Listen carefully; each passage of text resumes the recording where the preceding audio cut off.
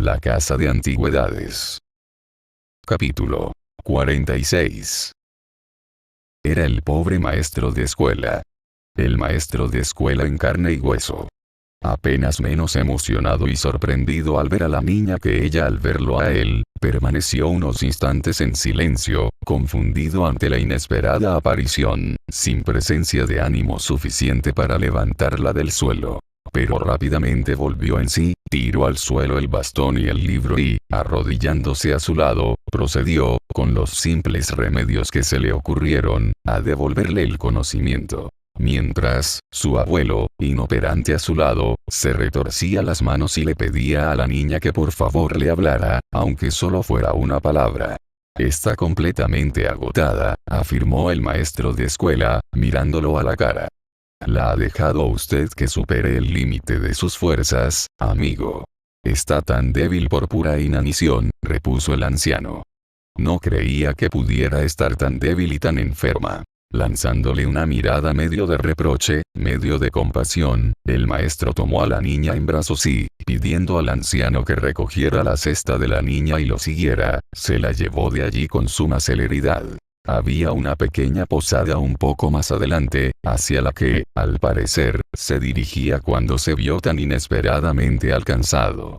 Hasta allí llevó a su inconsciente carga. Entró en la cocina, pidió a los allí congregados que, por el amor de Dios, hicieran sitio y la dejó reposar sobre un sillón junto al fuego. Los presentes se levantaron en medio de un gran revuelo al ver entrar al maestro e hicieron lo que suele hacer la gente en tales ocasiones. Recomendaron su remedio favorito, sin que nadie se preocupara de ir a buscarlo, pidieron a gritos que se dejara entrar el aire, mientras se le impedía entrar al estar todos apiñados en torno al objeto de su compasión, y se preguntaron por qué nadie hacía lo que más convenía hacer. Sin embargo, la posadera, que era una persona más dispuesta que todos ellos juntos, y tenía además una afinada percepción de las necesidades del momento, acudió al instante con un poco de brandy y de agua seguida de su sirvienta, con vinagre, médula de cornamenta de ciervo, sales olorosas y otros reconstituyentes, los cuales, al poco de administrados, hicieron que la niña recuperara el conocimiento y pudiera dar las gracias con un hilillo de voz y extender la mano hacia el pobre maestro, que estaba a su lado presa de una gran angustia. Sin dejarle decir una palabra más, ni mover un solo dedo, las mujeres la llevaron inmediatamente a la cama y, después de taparla bien, le bañaron los pies en agua caliente y se los cubrieron con franela. Hecho lo cual, mandaron a buscar al médico. El médico, un caballero con la nariz roja y con un puñado de sellos colgándole de un chaleco de satén negro, llegó a toda prisa y, tomando asiento junto a la cama de la pobre Nell, sacó el reloj y le tomó el pulso. A continuación le examinó la lengua y le tomó el pulso de nuevo mientras lanzaba una mirada abstraída al vaso medio vacío. Yo le daría de vez en cuando, decretó al final, una cucharada de té, de brandy caliente o de agua. Señor, eso es exactamente lo que acabamos de hacer, proclamó la posadera. También, continuó el doctor, que al subir las escaleras había rozado la palangana que había en el rellano, también, prosiguió con voz de oráculo, le metería los pies en agua caliente y los cubriría con franela. Igualmente, resolvió el doctor con aumentada solemnidad, le daría algo ligero de cena, un ala de pollo asado, vaya, qué suerte, señor. Precisamente se está haciendo en la cocina en este momento, exclamó la señora. Y así era, pues el maestro había mandado que asaran un pollo, que el propio médico habría podido oler de haber afinado un poco el olfato. Pueden, en fin, aseveró el médico levantándose gravemente, darle un vaso de ponche, si le gusta el vino. Y una tostada, señor, sugirió la posadera.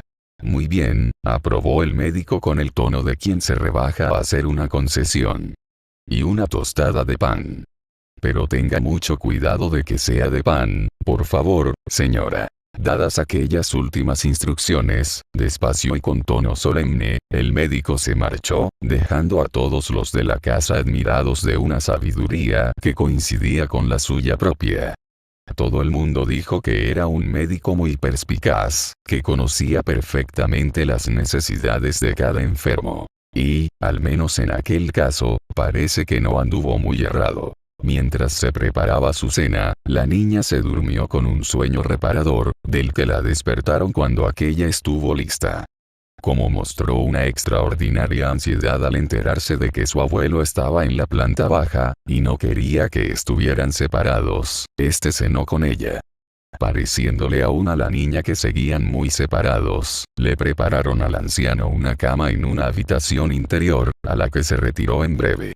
Como por fortuna la llave de tal habitación se encontraba al lado de la puerta donde reposaban él, ésta se levantó para cerrarla por dentro cuando la posadera se hubo retirado y se metió en la cama con el corazón más aliviado. El maestro de escuela permaneció un buen rato fumando la pipa junto al fuego de la cocina, que se había quedado desierta, cavilando sobre la feliz coincidencia que le había permitido asistir a la niña.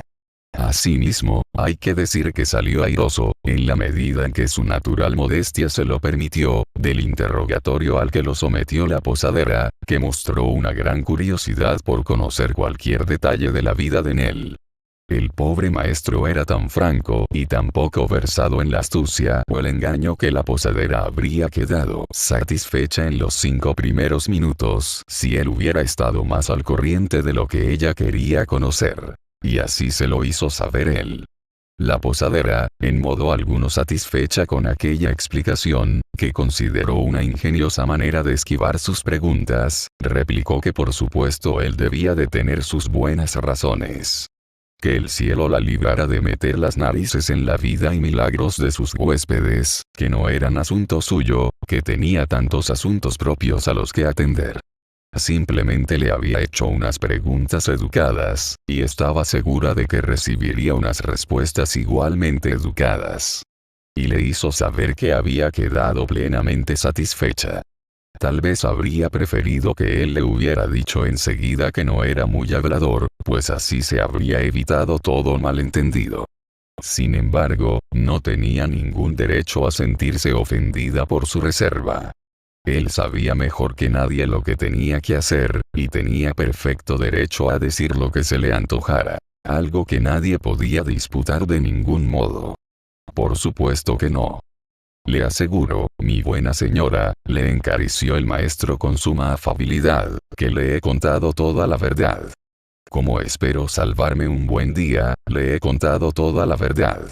Y yo creo que usted es una persona honrada, repuso la posadera con buen humor, y lamento mucho haberlo molestado con preguntas impertinentes. Pero la curiosidad, ya sabe, es la maldición de nuestro sexo, y no hay que darle mayor importancia. El posadero se rascó la cabeza convencido de que a veces la maldición afectaba también al otro sexo, pero se vio impedido de hacer ninguna observación, de haber tenido intención de hacerla, por la inmediata réplica del maestro de escuela.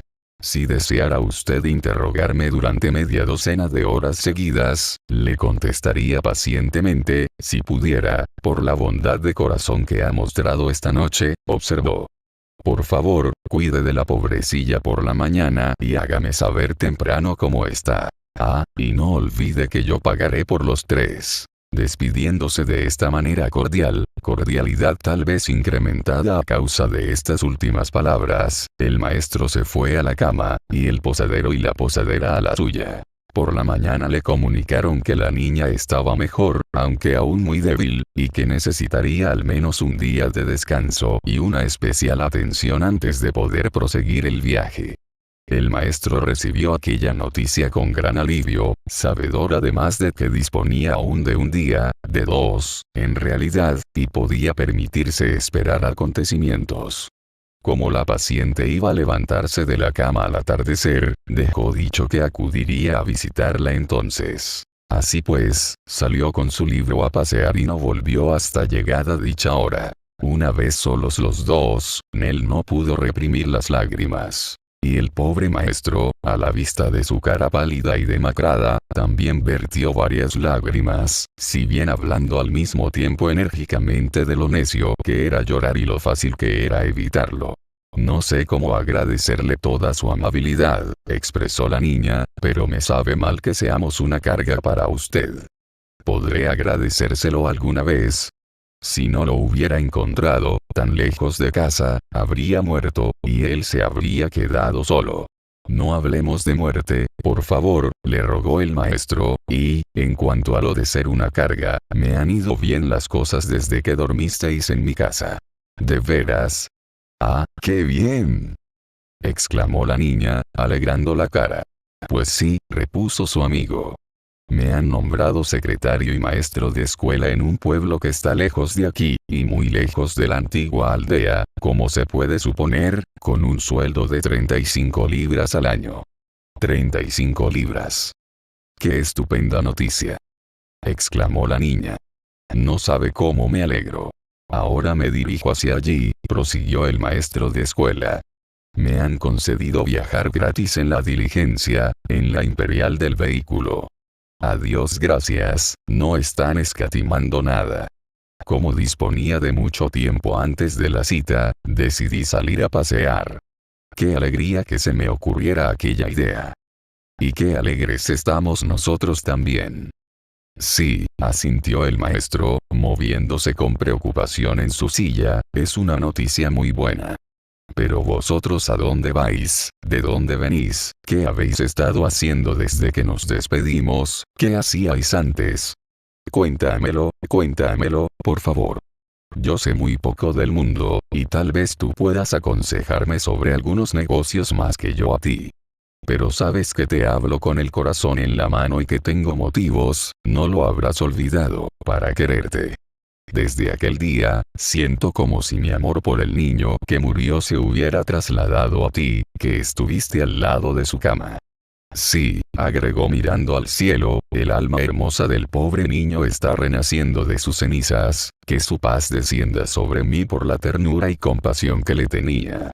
La afabilidad y sinceridad del bueno del maestro, la afectuosa seriedad de sus palabras y de su actitud, la verdad que vivificaba cada una de sus palabras y miradas, inspiraron en la niña una confianza hacia él que ningún arte del engaño y el disimulo podrían haber despertado jamás en su pecho.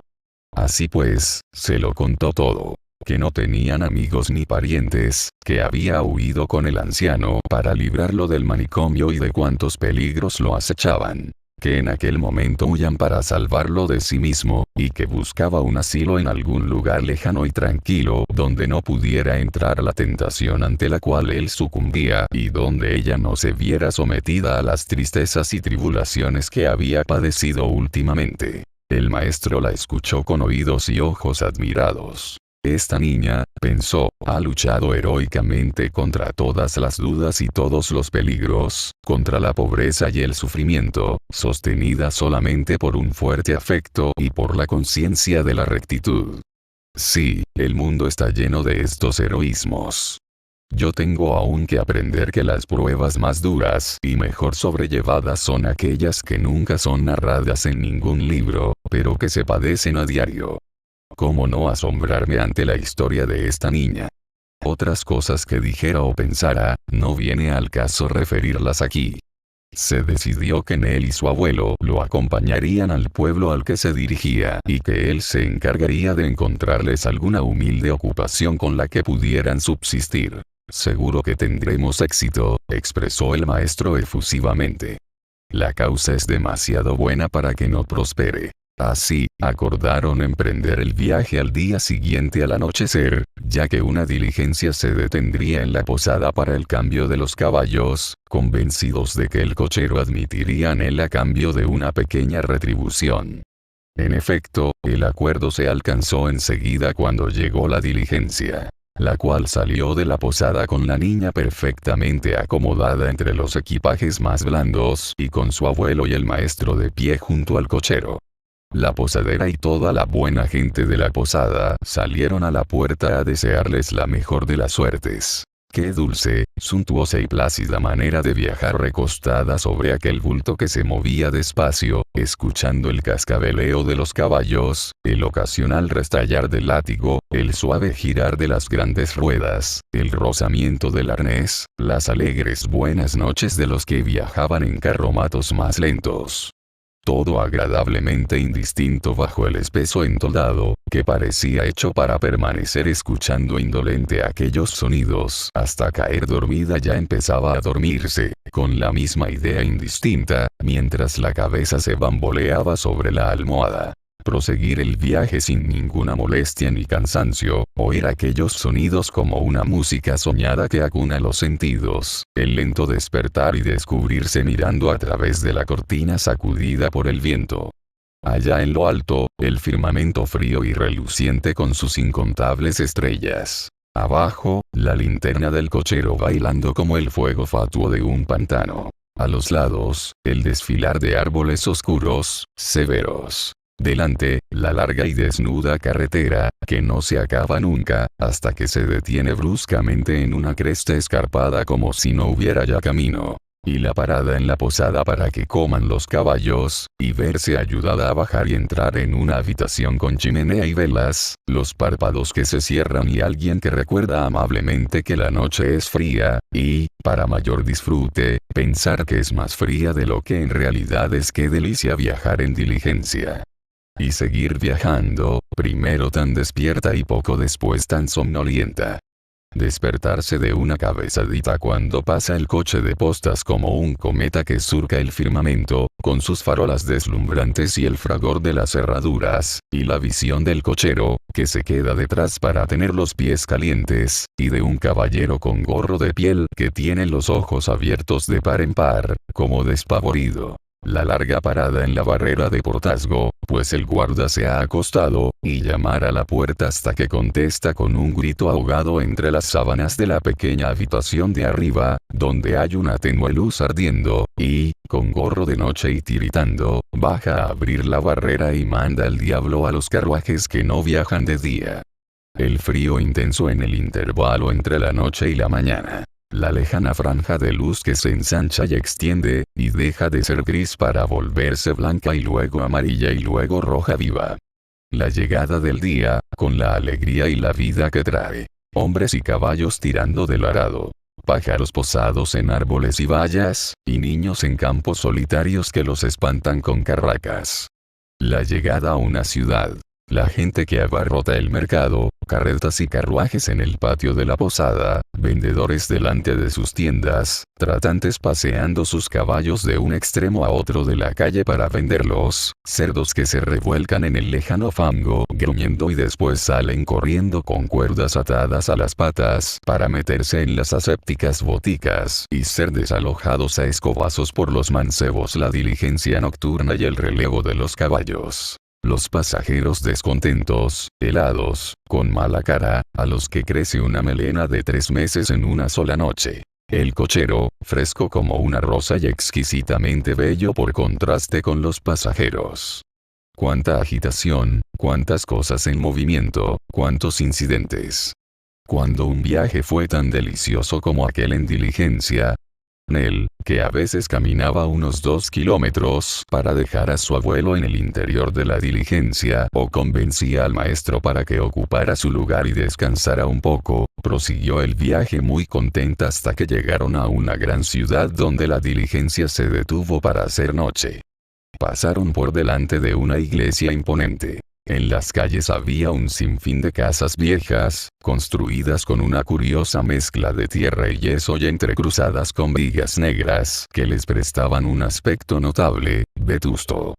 Las puertas, de roble, eran arqueadas y bajas, con bancos muy curiosos donde los antiguos habitantes descansaban en las tardes de verano. Las ventanas lucían pequeñas vidrieras adornadas con plomo, que parecían guiñar a los transeúntes como si fueran cortas de vista. Hacía tiempo que no veían humo ni hornos, salvo en una o dos ocasiones, en que una fábrica plantada en medio del campo llenaba de humo el entorno como una montaña de fuego. Al salir de la ciudad, accedieron de nuevo al campo y empezaron a acercarse ya al lugar de destino. No estaba tan cerca, empero, pues pasaron otra noche en el camino. No porque fuera necesario, sino porque el maestro, al hallarse tan solo a unos kilómetros de su pueblo, algo nervioso por el nuevo cargo que iba a desempeñar, no quería presentarse con los zapatos polvorientos y la ropa desaliñada por el viaje. Llegaron por fin a su destino una hermosa, diáfana mañana de otoño. Y se detuvieron a contemplar sus bellezas. «Miren qué iglesia», indicó el maestro en voz baja pero visiblemente encantado, «y ese edificio viejo debe de ser la escuela, estoy seguro. 35 libras al año por vivir en este hermoso lugar». Miraron a su alrededor. El antiguo pórtico gris, las ventanas con parteluz, las venerables tumbas que pespunteaban el verde camposanto, el antiguo campanario, la propia veleta, los marrones tejados de paja de las casas, los graneros y granjas que asomaban entre los árboles, el río que murmuraba junto al lejano molino, las azules montañas del país de Gales a lo lejos. Para llegar a aquel lugar, la niña había tenido que atravesar paisajes espesos, oscuros, miserables. Desde su cama de cenizas, y otros lugares espantosos, siempre había imaginado lugares bellos, amenos, aunque no tanto como el que tenía ante sus ojos, le había parecido que se fundían en una distancia vaga y aérea conforme las perspectivas de contemplarlos se hacían cada vez más escasas, aunque no por eso había dejado de desearlos cada vez más. «He de dejarles unos minutos», se excusó el maestro, rompiendo el placentero silencio que habían mantenido durante un buen rato. «Tengo una carta que presentar y varias gestiones que hacer, ya saben». «¿Dónde les recojo?» «En aquella pequeña posada». «No, esperaremos aquí», repuso Nell. «La cancela está abierta. Nos sentaremos en el pórtico de la iglesia hasta que regrese usted». «Un buen sitio, desde luego», asintió el maestro, conduciéndolos hacia allí mientras se desembarazaba de su mochila y la colocaba en un banco de piedra. «Cuenten con que volveré con buenas noticias. No tardaré mucho». El feliz maestro se enfundó un par de guantes nuevos que llevaba guardados en el bolsillo y se alejó a buen paso lleno de ardor y excitación. La niña permaneció mirándolo desde el pórtico hasta que el follaje lo hurtó a su vista, y después entraron despacio en el viejo camposanto, tan solemne y silencioso que cada roce de su vestido con las hojas esparcidas por el camino, que amortiguaban el ruido de sus pisadas, parecía una invasión de la paz reinante. Era un lugar muy antiguo, espectral. Junto a la iglesia, construida muchos siglos atrás, debía de haberse alzado en otro tiempo un convento o monasterio, pues aún seguían en pie restos de arcadas, de ventanas ojivales y de muros ennegrecidos, mientras otras partes del viejo edificio, que se había derrumbado, se mezclaban con la tierra del camposanto recubiertas de hierba, como si también ellas quisieran ser enterradas y mezclar sus cenizas con las de los hombres. Junto a aquellas piedras sepulcrales de años idos, y en medio de las ruinas que alguien se había esforzado en hacer habitables, había dos pequeñas casas con ventanas hundidas y puertas de roble, que, vacías y desoladas, amenazaban ruina. La atención de la niña se centró exclusivamente en aquellas moradas, sin saber muy bien por qué. La iglesia, las ruinas, las viejas tumbas tenían el mismo derecho a ser objeto de los pensamientos de una forastera, pero, desde el momento en que sus ojos se fijaron en aquellas dos moradas, ya no pudo contemplar nada más. Incluso cuando hubo terminado el recorrido del recinto y, de vuelta al pórtico, se quedó esperando pensativamente a su amigo, incluso entonces se acomodó donde mejor podía contemplarlas, movida por una especie de fascinación.